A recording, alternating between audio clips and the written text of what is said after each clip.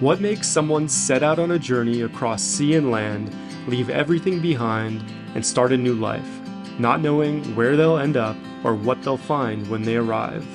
On this episode, we're headed down the Burr Trail in southern Utah for a night of camping and overland exploration to investigate the story of one such man. Okay, good morning. This trail to the south goes all the way down to Bullfrog Marina, and then toward the north goes up to Capitol Reef. And all along the north-south divide is the Water Pocket Fold. So we're looking forward to some spectacular views today. So come along with us for the ride.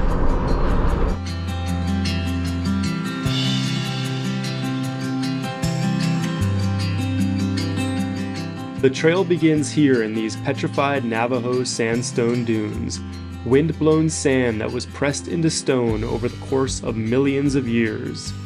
The trail then passes through the magnificent Long Canyon. The towering pale orange and red walls are made of Wingate sandstone, the oldest formation in the Glen Canyon group and nearly 200 million years old. The trail passes through several park systems, including the Grand Staircase Escalante, Glen Canyon National Recreation Area, and Capitol Reef, where the paved road suddenly turns to dirt.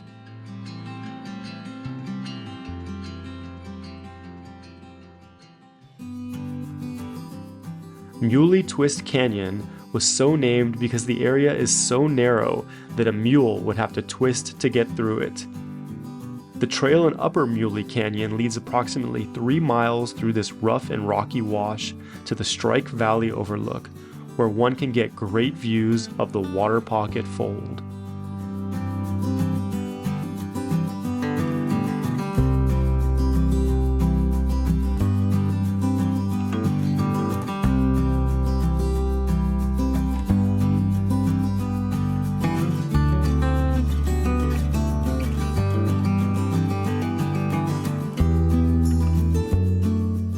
So we have found our lunch spot. I wanted to show you our setup here.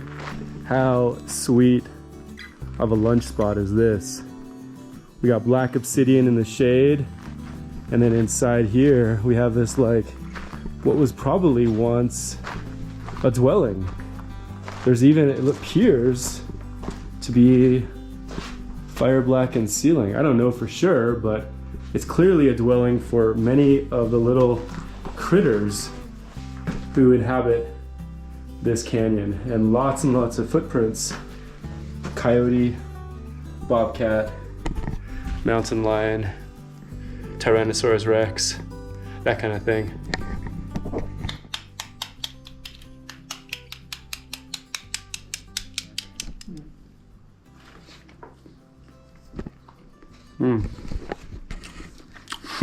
All the ingredients for life right here.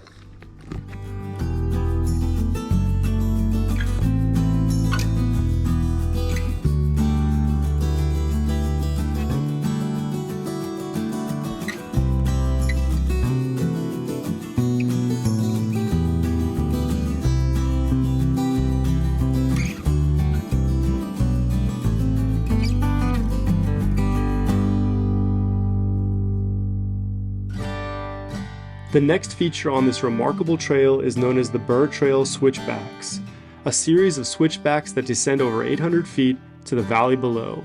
How John Atlantic Burr managed to carve out a path down this perilous wall of rock may forever remain a mystery, but regardless, it is an amazing feat of engineering for any time.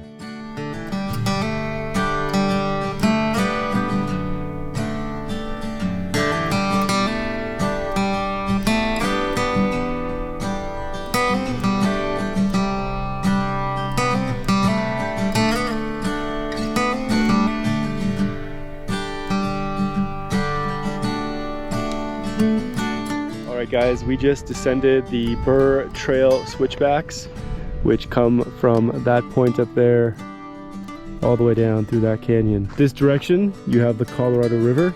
That is the remainder of the Burr Trail. About 97 degrees right now.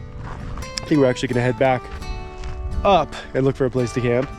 We are technically in Capitol Reef National Park, and there is no dispersed camping, apparently. Right here, though, on the right side, you have the Water Pocket Fold. The Water Pocket Fold, named by explorer John Wesley Powell, who mapped much of this previously uncharted region, formed from tilted sandstone layers that were later eroded into cliffs, arches, caves, natural bridges, and basins which hold water and give the formation its name. So we're driving back up, but we had to stop at this viewpoint, and I wanted to show you guys this absolutely gorgeous lookout. You can see the switchbacks going all the way down into the canyon, and we were just down right over there a little while ago. But again, you can see the Water Pocket Fold here.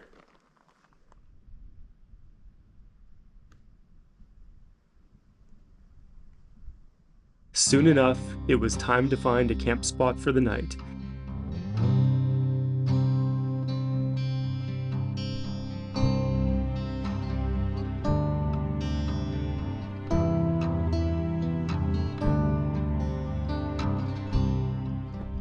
So we have made it to our camp spot for the night.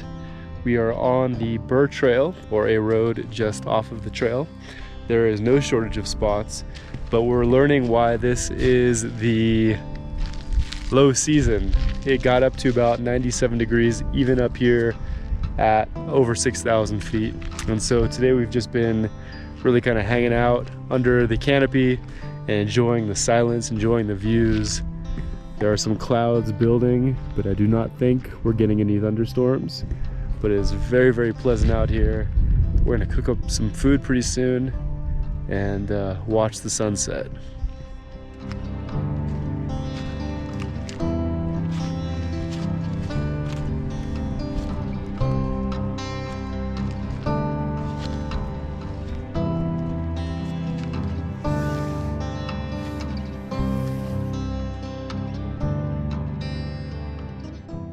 Hello.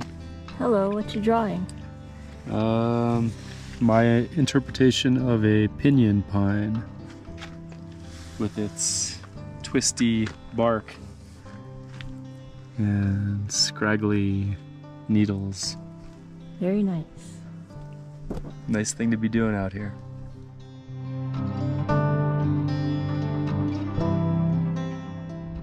It is really amazing how quickly the weather changes. Earlier today it was 97 degrees up here and very, very sunny. And now, if you look around, we have a cloud-covered sky, and off in the distance, it does seem like some storms are brewing now. Will they make their way here? That is another question, but the wind is definitely blowing.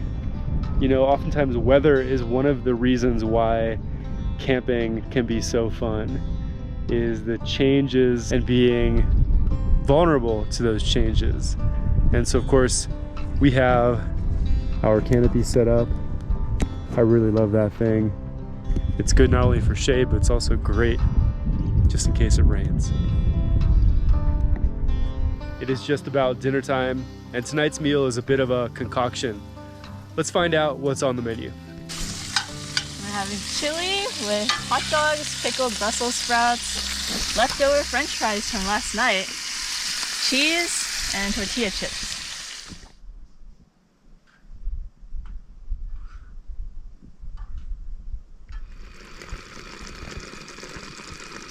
Whoever said that a concoction can't be gourmet?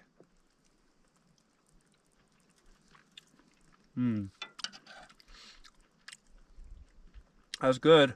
Check this out. We have a nighthawk flying in the sky here. They're very recognizable because they have these kind of boomerang shaped wings. And in some ways they flutter like bats. And of course they come out at dusk.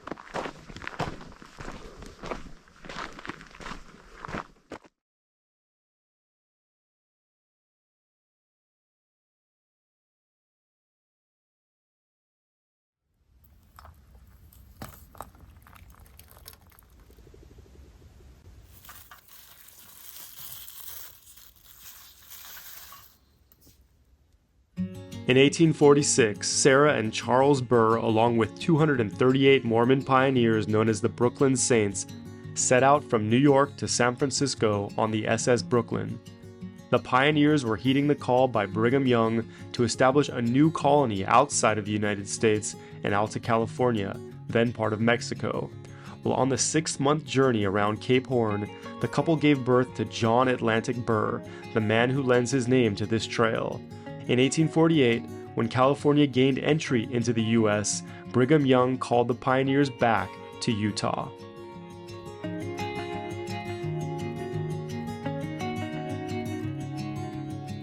The Burr family would move several times from Payson, Utah to Grass Valley and would eventually found the community of Burrville.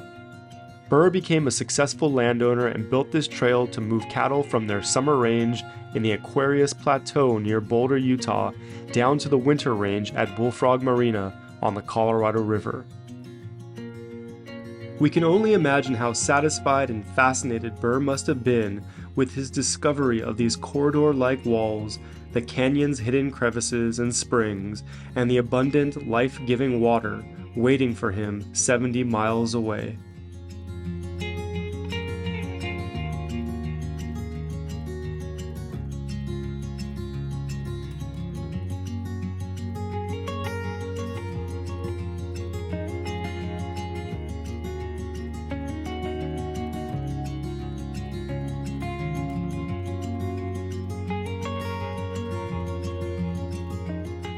Later that afternoon, we rolled into the Boulder Mountain Lodge, located right off of Highway 12. In addition to the beautiful property, the lodge is home to Hell's Backbone Grill, a farm-to-table restaurant that serves up a seasonal menu. High up here on Boulder Mountain, with its rainy summer afternoons, the lodge feels like a mecca from the lower elevation's heat, and visiting the grill, a pilgrimage in culinary delights. Thanks for watching this episode of Artistic Off-Road. As always, please like, comment, and subscribe to join us on future adventures.